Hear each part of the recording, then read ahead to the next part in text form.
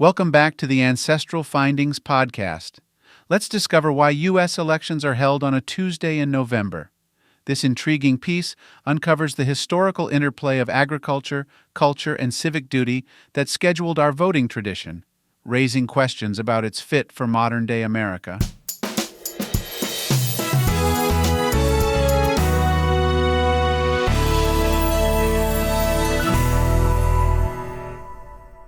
The tradition of U.S. elections occurring on the first Tuesday after the first Monday in November is a time-honored practice with deeply historical roots, reflecting the agrarian makeup of early 19th century America. This choice was a calculated compromise, accommodating various aspects of citizens' lives at the time. In the agrarian society that shaped the young United States, farming was not just a profession, but the backbone of the economy and a way of life for most Americans. The harvest season dictated the rhythms of life and also influenced the legislative considerations for setting an election date. By November, the harvest was complete, but the harsh winter weather had not yet begun, minimizing the potential for travel disruptions. Selecting Tuesday was intentional, allowing a full day's travel after the Sabbath.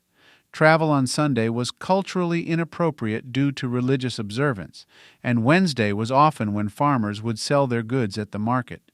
Placing Election Day on Tuesday avoided both of these constraints, enabling broader participation in the voting process. Moreover, avoiding the first day of the month was intentional, as this was traditionally when monthly debts were settled.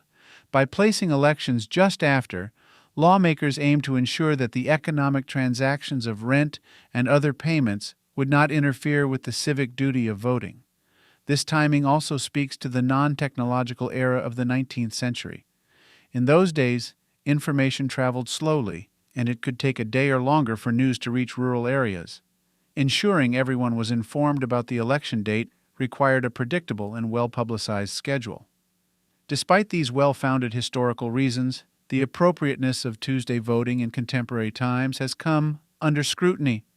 In the modern context, where farming is no longer the central occupation and the rhythms of life have drastically shifted, some argue that Tuesday voting is an outdated practice that does not accommodate the busy schedules of 21st century Americans.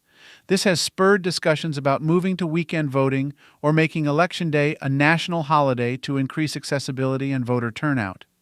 In addition to practical considerations, political factors also played a role in the decision to hold elections on Tuesdays. For instance, November was deemed distant enough from April and October, when federal and state debts were due, ensuring that those economic pressures did not influence voters' decisions. The voting system on Tuesdays has endured for over a century and a half, a testament to the stability and unchanging nature of some aspects of American democracy. Yet, as the nation progresses, some advocate for changes to reflect societal needs. Election Day's placement on the calendar is more than a date. It reflects a country's cultural and economic considerations, a compromise between religious practices, and a concession to the technological and transportation limits of the time. While the specifics of early American life that dictated a Tuesday election have faded, the legacy remains. It is in the exploration of such historical practices that we gain perspective on our current electoral system and provoke thought about how it might yet adapt. The steadfastness of tradition is evident in the persistent placement of Election Day in modern calendars, but its suitability remains a topic of discussion and debate.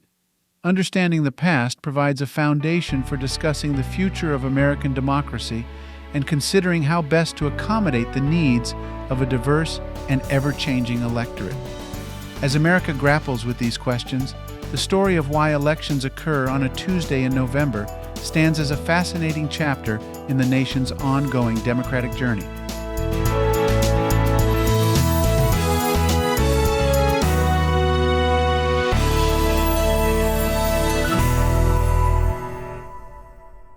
Thank you for listening and subscribing to the Ancestral Findings podcast. For additional resources, visit ancestralfindings.com. You can download a free ebook, request a free genealogy lookup, and even participate in our weekly historical postcard giveaway. If you want to support us in more ways, consider supporting us on Patreon or PayPal. Every contribution helps keep the lights on. From all of us at Ancestral Findings, thank you for being an integral part of our family history community since 1995. I hope you have a wonderful day, and as always, happy searching.